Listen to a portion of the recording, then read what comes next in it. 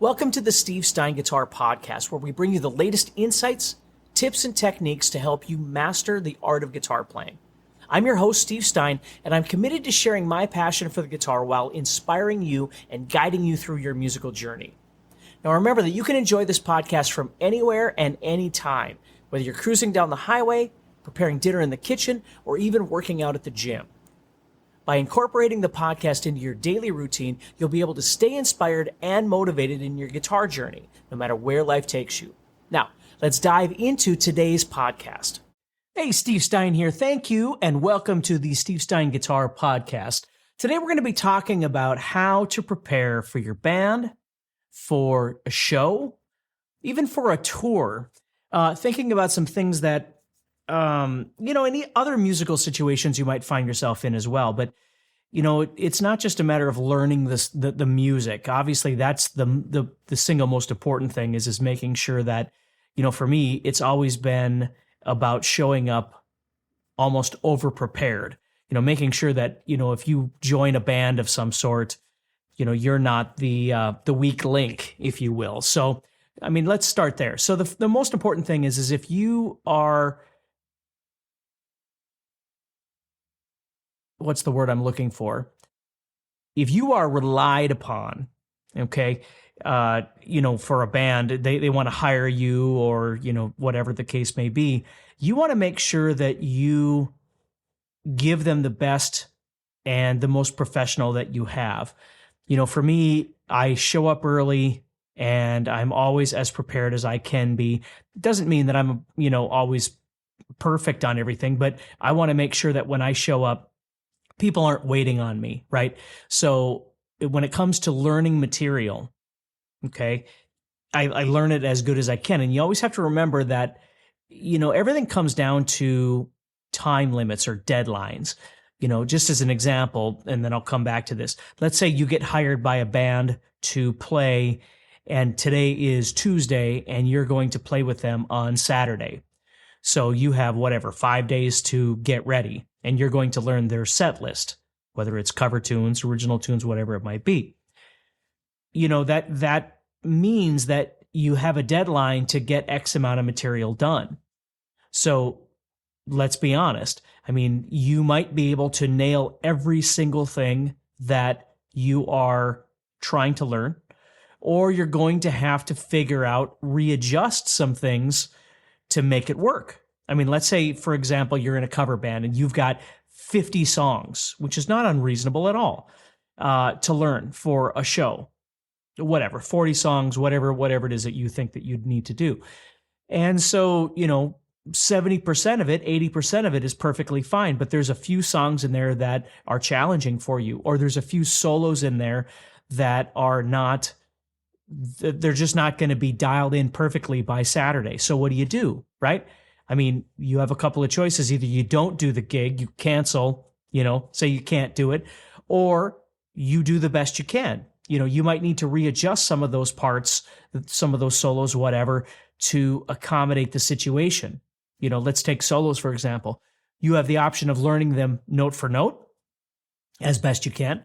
You have the option of learning the most important parts of that solo and then adding your element in between those as best you can, or you might improvise a solo as opposed to learning that solo because of one of two reasons, really: time limit or ability. Now, again, that's not a negative thing. That's an honest thing.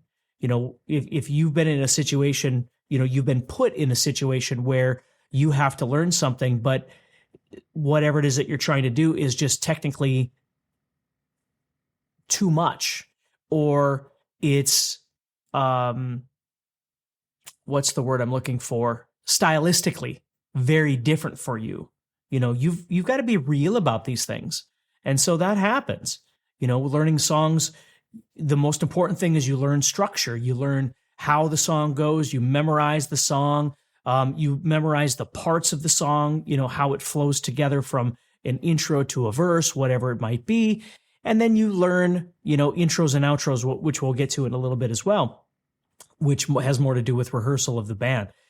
But then you've got to have flexibility. I mean, if you're learning the material and, all of a sudden you get together with this band and they play a part a little different, or they play the chorus a little different, or there's an extended section somewhere, you can't stop your band and go, hey, that isn't how the song goes.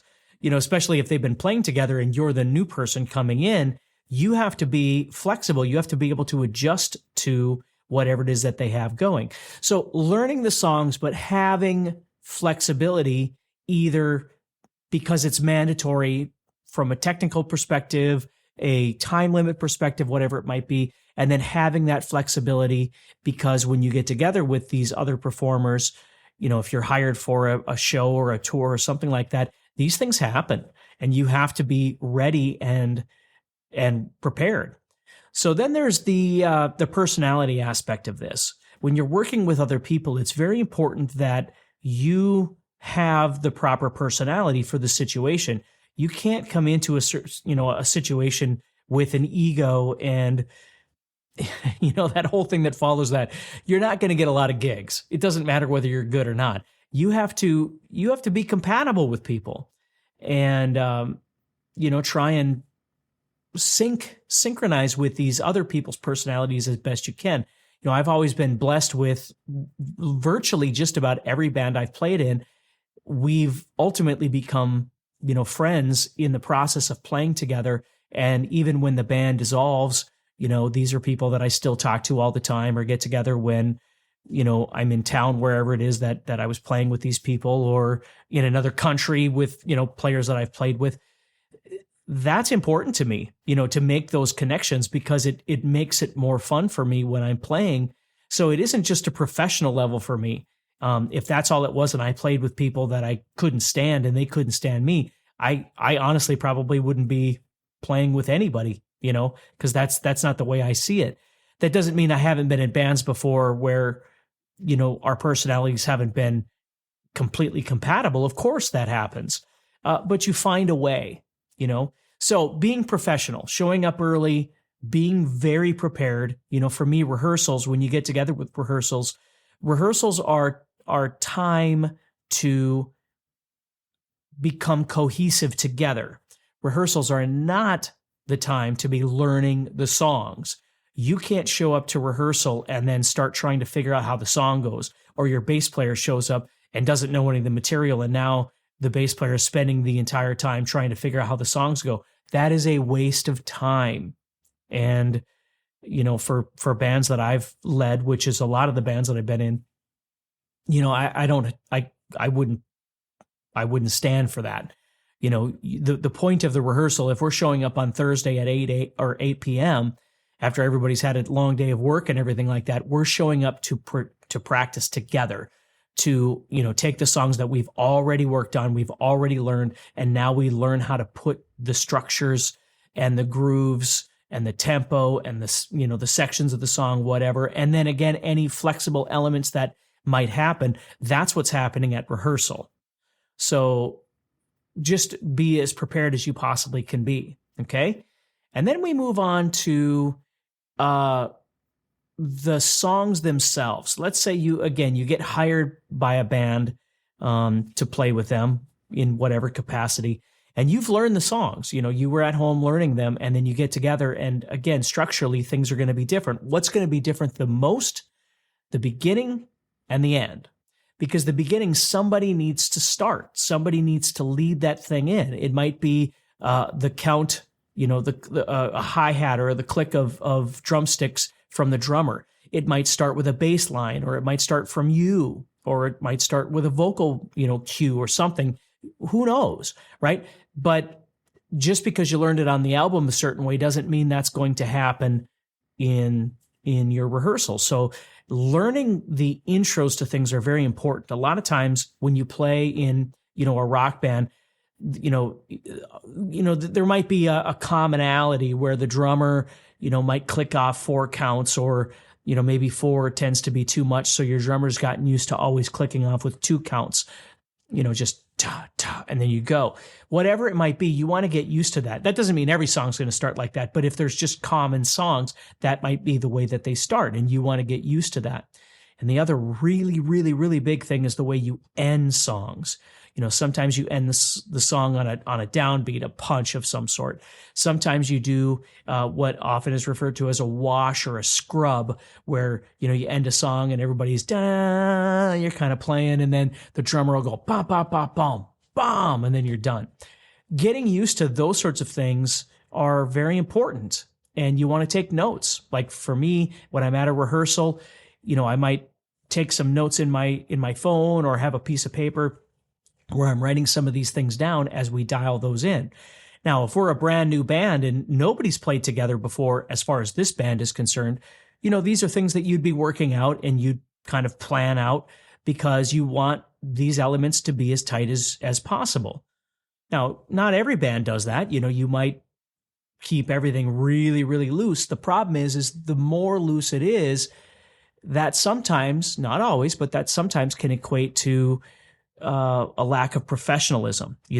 For me, if I'm playing in a band and I come out on stage and there's, a large audience sitting there or standing there waiting for you to come out, you want to bring that energy. You want to bring that professionalism and that tightness to the show, because people can feel that, and certainly people can hear that.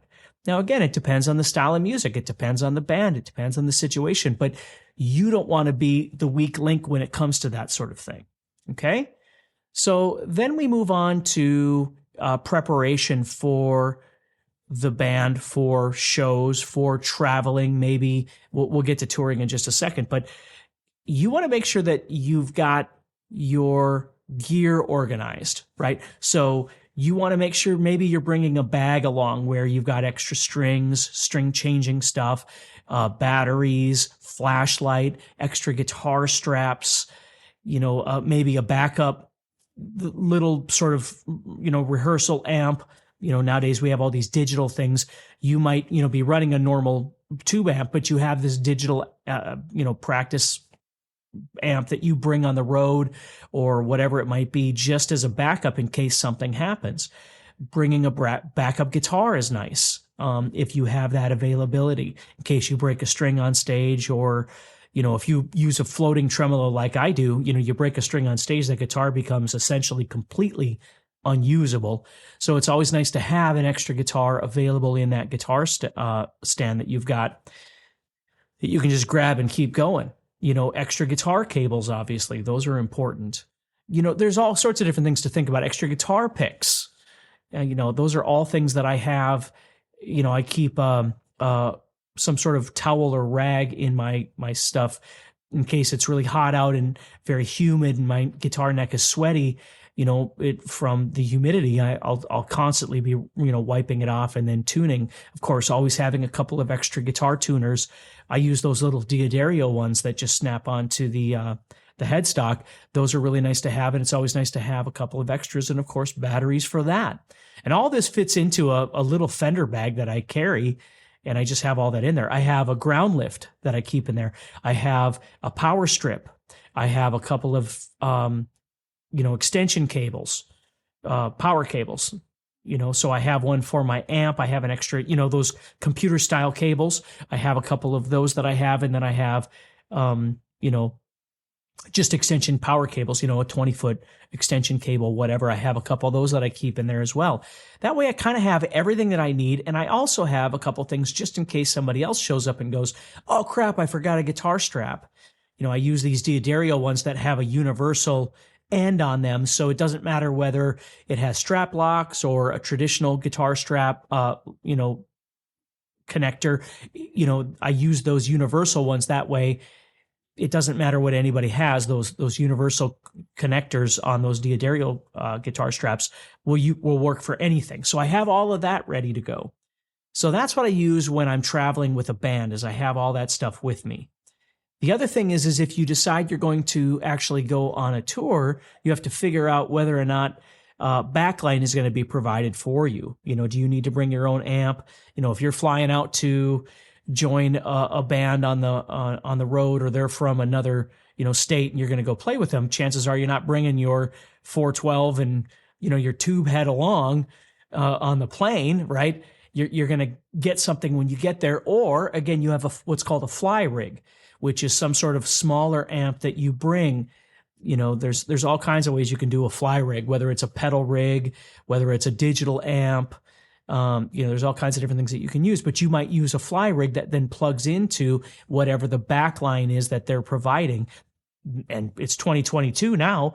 Maybe there is no backline. Maybe it's just everybody's running direct with in-ear monitors. But the point is, you have to figure that out. One thing that I found when you go on tour, if you're using different backlines in different cities, is that it might be nice to have a pedal or two that you bring along that is kind of your comfort pedal. I have there's a company called Stine that makes really great stuff, and they have a distortion pedal called the Riverside. And I've always found that pedal to be really great because I can put it in front of just about any amp. And if I need a little bit more of a little more gain or whatever, that pedal works really great for me because it's pretty transparent, but it allows me to push that gain up a little bit if I need, or, shape the tone a little bit if the backline amp that I'm using doesn't have enough of whatever it is that I need. It's ideal if you could go to every city and have exactly the amp that you're looking for all the time, but the truth is it doesn't always work that way. So it's nice to have a pedal that gives you a little bit of that cushion for your comfort zone. So having something like that, if you're on tour, you also want to think about things like per diem. What are you getting paid on show days versus off days? And does that give you enough money to do what it is that you are planning on doing while you're on tour? Do you need to bring a little extra money? Is there any food restrictions that you're going to require? Because a lot of times, you're stopping at a Perkins or whatever at, 3:00 in the morning off the interstate or whatever it might be. Is there any medical elements that you need to be thinking about before you head out on tour?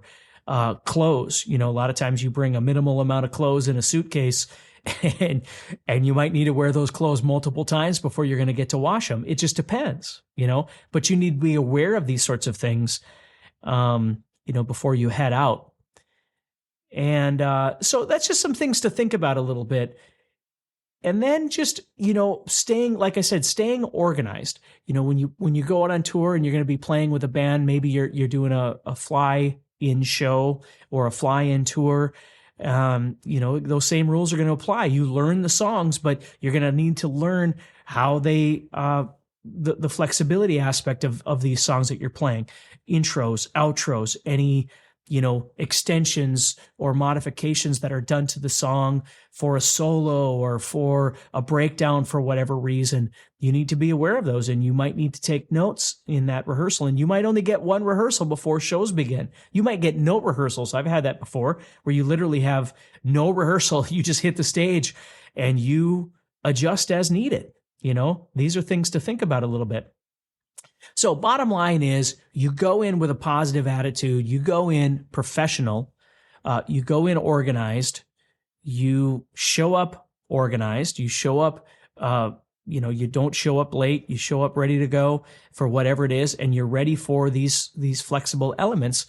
And then you're also thinking about what you need for the situation. Maybe it's a local thing and you don't need to panic as much about, all of these other elements that you would if you were on tour. But it's definitely worth thinking about a little bit and keeping yourself organized and keeping yourself professional, because I believe that's how your phone keeps ringing.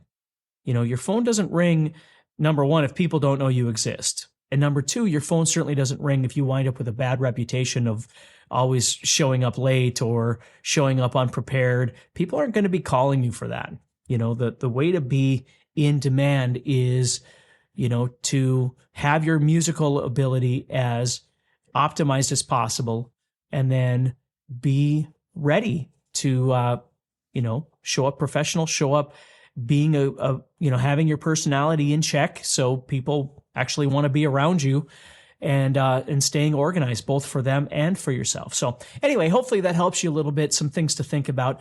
Take care, stay positive, and I'll talk to you soon, okay? If you like our podcast and want to hear more, remember to press the subscribe button on the app that you listen to. By doing this, you help us a lot, and you'll be the first to know when we have new episodes ready for you to listen to. Is this podcast fun and useful? Then please give it a thumbs up and write about how much you like it. Is this podcast not what you thought it would be? Please let us know. This helps us to make our podcast better and helps more people who love guitar find it as well. So don't forget to subscribe, like, and tell us what you think.